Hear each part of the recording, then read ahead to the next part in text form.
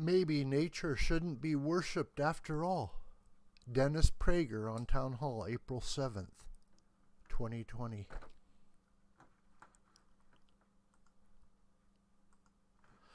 A statement widely attributed to the great British thinker G.K. Chesterton describes a modern period as perfectly as any single idea can. When people stop believing in God, they don't believe in nothing. They believe in anything. One of these substitute gods has been nature. Indeed, of all the false gods, nature is probably the most natural for people to worship. Every religion prior to the Bible had nature gods: the sun, the moon, the sea, gods of fertility, gods of rain, and so on.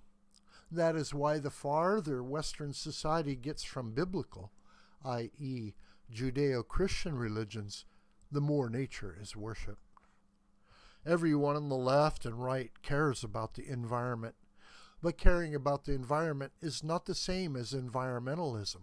Environmentalism, for most of its adherents, is a secular religion. These people, many of whom refer to and truly regard the earth as a goddess, Gaia, the name of the ancient Greek earth goddess, worship the environment.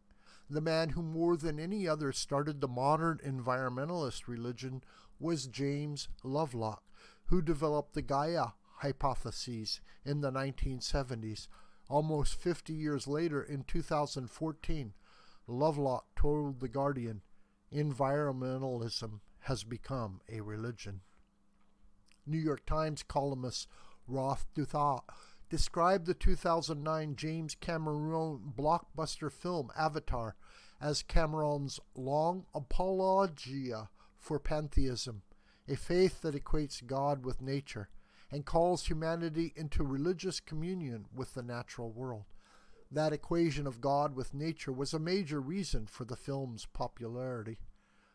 Duthart, one of the only religious, as in believing in and practicing a religion, columnists at the New York Times added, "The threat of global warming, meanwhile, has lent the cult of nature qualities that every successful religion needs: a crusading spirit, a rigorous set of thou shalt nots, and a piping hot apocalyptics." When you ask atheists, as I have for decades, what they believe in, the most common answer is science. There was a young man, an atheist, at the gym where I work out, who responded, "Science," in place of "God bless you," whenever someone sneezed. There is nothing higher than science for an atheist, because the natural world is all there is. So worship of the earth, the environment, or nature is almost inevitable in a secular world. The Bible takes an entirely different view, as explained at length in my Bible commentary, The Rational Bible. The first verse of the Bible, "In the beginning God created the heavens and the earth," contains the most radical idea in history. It stated for the first time in history that God created nature and is not part of nature. It is one of the reasons I believe the first 5 books, the Torah, are God-given.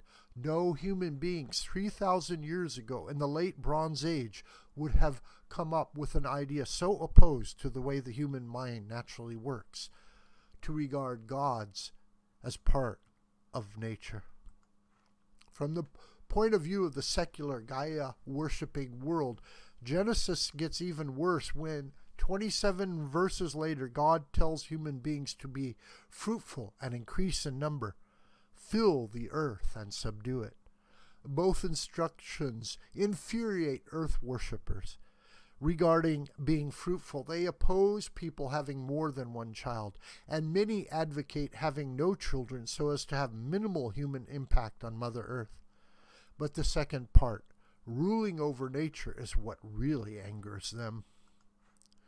Maybe the coronavirus will awaken young people who have been taught by nature-worshipping teachers and raised by nature-worshipping parents to the idiocy of worshipping nature rather than subduing it. Nature, it turns out, is not our friend, let alone a god. If it were up to nature, we'd all be dead. Animals would eat us. Weather would freeze us to death. Disease would wipe us out, the rest of us. If we don't subdue nature, nature will subdue us. It's that simple. Nature is beautiful and awe-inspiring. It is also brutal and merciless. Nature red in tooth and claw, as Alfred Tennyson aptly describes it. Nature follows no moral rules and shows no compassion. The basic law of all biological life is survival of the fittest, while the basic law of Judaism, Christianity is the opposite, the survival of the weakest with the help of the fittest. Nature wants the weakest eaten by the strongest. Hospitals are as anti-natural an entity as exists. Only human beings make hospitals.